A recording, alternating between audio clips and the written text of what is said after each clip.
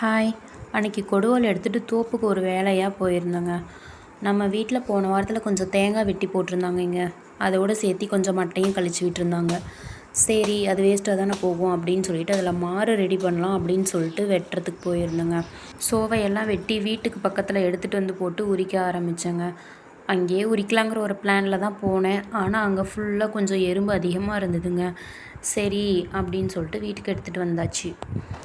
நானும் என்னால் எவ்வளோ முடியுமோ அவ்வளோ கிழிக்கலாம் அப்படின்னு சொல்லிட்டு தேவையான மட்டையெல்லாம் வெட்டி எடுத்துகிட்டு இருந்தேங்க.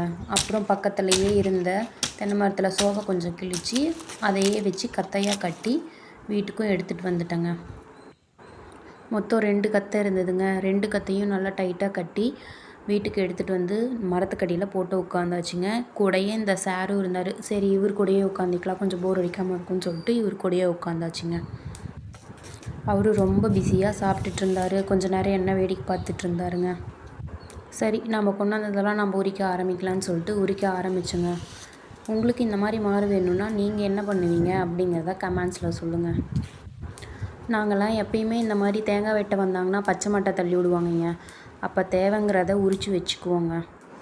ஃபைனலாக ஒரு 2 மார்க்கு பக்கமாக வந்திருக்குங்க.